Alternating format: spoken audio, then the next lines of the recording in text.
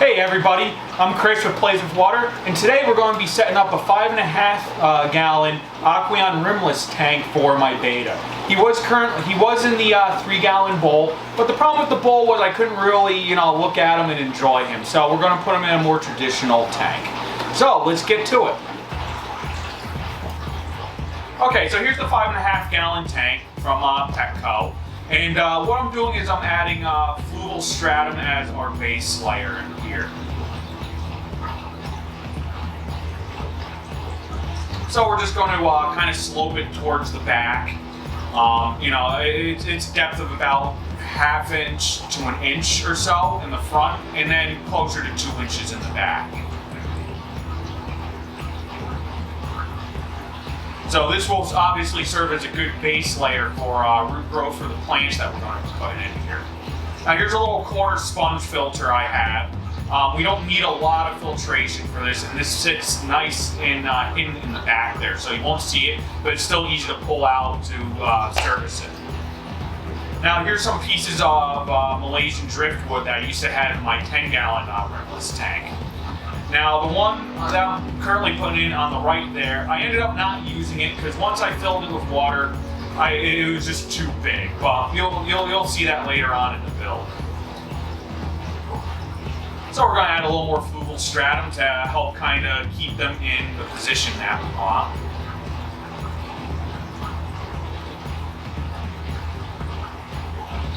So now this is going to be our decorative substrate. This is pea gravel, also from Petco. It doesn't look all that great right now, but once it's underwater, I really like how natural it looks. Once again, like I said, I'm filling up more and more around the base of the wood to help secure them into place.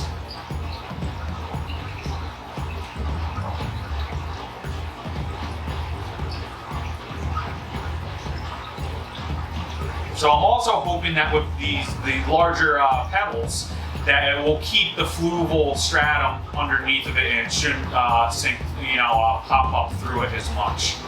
But we'll see what happens.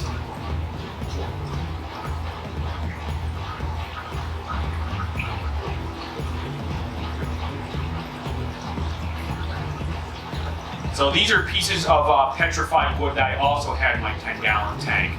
I really like how the coloration of these, and I think it'll work well with the Malaysian driftwood. It'll kind of look like a really old fallen down tree.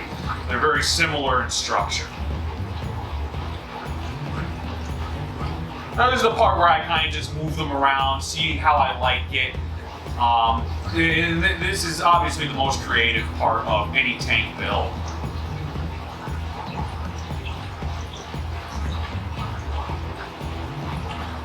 I pretty much just got that piece wet so I can see the coloration a little better, make sure I like its placement.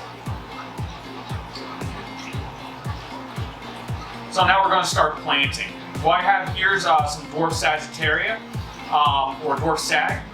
It was originally in my Tanganyikan tank, and it wasn't doing too well in there, so I nursed it back to health in my 29 gallon planted tank, and now it looks absolutely great. So we're going to use that in here. It should do just fine with the larger gravel.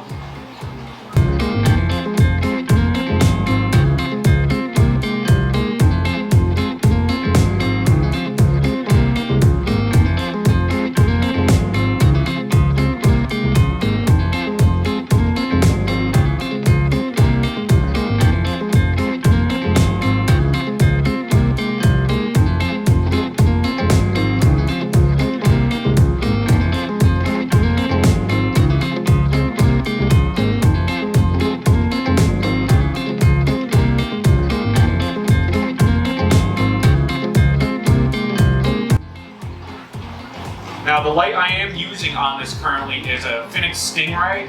I did swap it out for the Aqueon planted light. You'll see why I ended up swapping to that a little later in the video. So here I just have a little plastic container with a stone in it.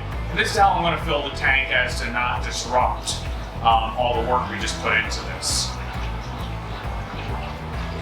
About half the water I'm putting into this tank is from an established aquarium. Once again, my 29-gallon planted tank.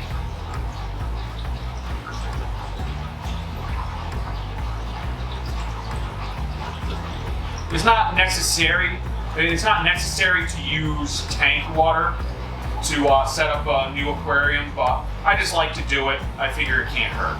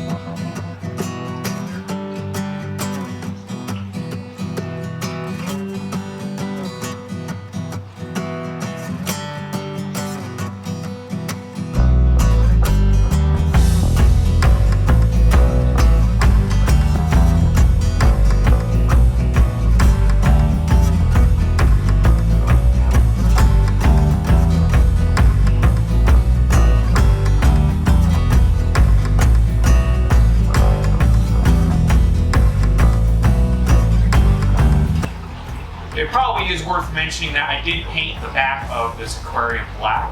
I just like all of my tanks to have a black background for the most part anyway. It just kind of blends into my walls down here, and it almost appears as if there isn't a tank. So we're just tweaking some of the plants, moving them around a little bit, getting the leaves straight back up again.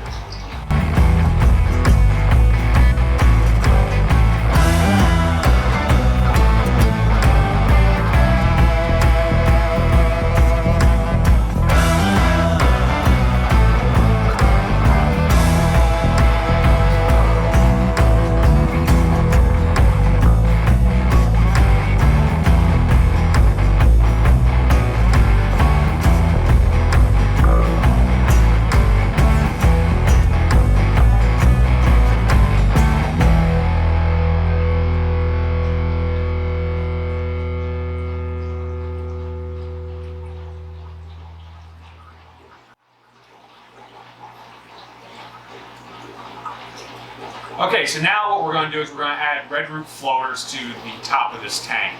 Bettas don't like to be blasted with light, so this should give him a nice coverage on top there. This is also why I ended up swapping out for a little bit more powerful of a light. The Stingray just wasn't quite enough to make these plants happy.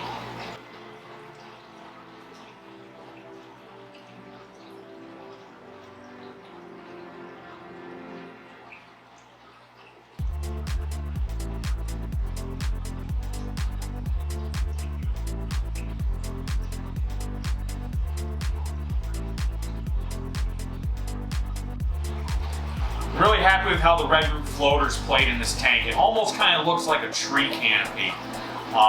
So that was a nice little, unintentional thing with how this tank turned out. So here you can see, like I said earlier, that piece of driftwood was just too big for this tank, and it didn't really do much justice in here.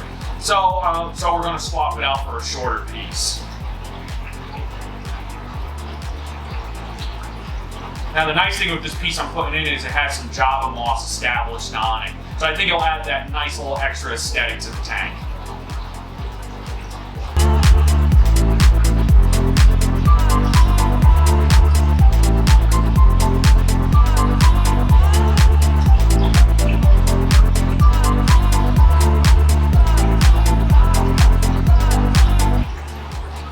You can see on that piece of wood that I've added some ram's horn snails as our cleanup crew in here. They do an excellent job of eating algae. I prefer them over the bladder snails, hands down. And there's our betta.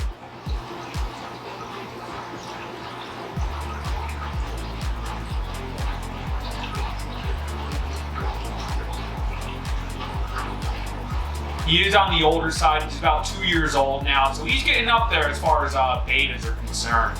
But he's still healthy, still happy. He's just got that little bit of glaze over his eyes that are starting to develop now, so he'll at least have a nice home to live out the rest of his life in now.